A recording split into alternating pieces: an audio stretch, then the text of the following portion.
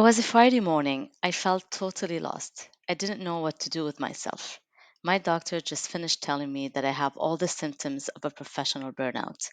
If you know me, you know I experienced burnout at the beginning of 2023. The 2 years leading to it, I thought I was the top of my career, in an executive role and leading very hot files. It turned out I was in a vicious circle where I was responding to stress in a very unhealthy way. Until that Friday morning, I never took the time to think about how I usually respond to stressful situations. So naturally, I didn't know how to prevent my own burnout. I didn't have a resilience plan. I spent the last year reading, learning, and teaching others to support their success and well being. If you're ready to learn your automatic response to stress and learn better ways to cope, this video is for you. You will get clear at the end of this video about where you are today and how to get to a better, calmer version of you. I'm so glad that today brought you right here. Hi, my name is Dima Salame, and I am a leadership and wellness coach, and I help busy professionals and leaders just like you beat overwhelm and stress and find calmness and peace at work and outside. Stress is not going anywhere. It is inevitable that we will experience stressful situations in the workplace, in relationships, family situations, financial problems, and health issues. Our capacity to adapt or recover in the face of these situations is resilience. If you are like most professionals, you're probably feeling physically exhausted, emotionally drained, constantly overwhelmed, underappreciated, or even burned out. There's a better way, and I'm going to help you find your way. By the end of this video, you will be well on your way to building your own resilience plan. First thing first, have you ever taken the time to intentionally reflect about what are the main stressors in your life? What are the challenges that keep you up at night? I bet you haven't. You know, you have an idea of what stresses you out, but you haven't really taken the time to really think about what are the main sources of these stressors. I invite you to do this exercise with me. Take a pen and a blank sheet of paper and write down personal life or relationships.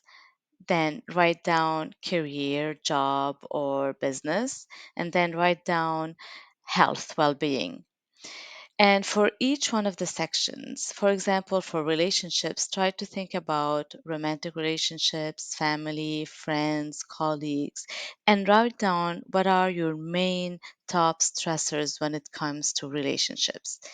And do the same exercise for work or for your business. What are your main stressors?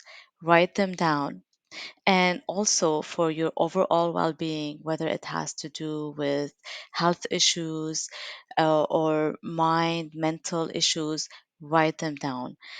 Take the time to at least write for each category what are your main three stressors. Here are a few examples to help you with this first exercise. In the area of relationships, it could be this one colleague that keeps undermining your authority and it's really bugging you and you keep thinking about it. Or it could be your mom who keeps giving you advice on how to raise your children and you don't agree with her. In the areas, for example, of work, it could be your never ending to do list and your inbox that you never get to be on top of it. In the areas of health and overall well being, is you know that exercise is very good for you, but you never get to it. The next thing that I would like you to do is to write down how do you usually respond to your stressors and be honest with yourself. Don't overthink it. Don't try to filter your thoughts. Go to your examples. Go back to this colleague who keeps undermining your authority and write down what you usually do. Do you ignore it? Do you tell yourself it's not worth having the conversation? He's never going to change? Or when you don't get to your good exercising habit, what do you usually do? Do you tell yourself, oh, I'll never be fit enough? Or do you keep delaying the process and say, oh, I'll start next Monday, I'll start next month? Or, for example, what do you do when you have a huge to do list? Do you keep adding to your to do list? Do you work harder? Do you keep on pushing yourself?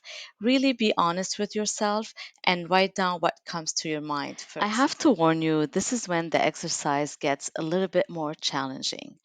But take the time, do the work, your well being is worth it. I want you to go back to the first exercise that we did together and look at the main challenges that you identified in the areas of relationships, areas of career and business, and areas of overall well being. And ask yourself these four main questions for each of the challenge. The first question is, can I avoid it or avoid part of it? So let's go to the example of the colleague. Can you avoid this colleague? Or no, you can't avoid him, but you can avoid certain situations where you are faced with this colleague. Ask yourself, if I can change it, can I stop resisting it? Can I stop fighting it? So let's go back to the example of your mom who has a lot of opinions about how you raise your children. Can you change your mom? And if you can't, can you stop fighting it and accepting it as it is, accepting who she is, and let her be the person that she wants to be without you fighting to change her or to change how she approaches certain subjects. The other question that I want you to ask yourself is, can I lower my expectations? Can I gain new perspective? So let's go back, for example, to your inbox, where you keep challenging yourself to really get through all the emails. Every Sunday, you say, okay, I'm going to start my week with a fresh inbox. Is this really realistic? And if it's not realistic, can you lower your expectations? Can you say, I just want to read 10 emails today and make sure I either delegate, delete, or file? Try to gain a new perspective about the expectations that you set for yourself. The fourth question that I want you to ask yourself is, can I adopt new habits? For example, let's go back to the exercising habit. You know that you need to take better care of your body, but you just can't get yourself into this exercising habit. What if you ask yourself that, what if I commit to a 5-minute walk every day? That's it. I just want to start by walking 5 minutes a day. You're making your challenge a little bit more realistic and you are building yourself up for success because you are building habits that are realistic and doable for you.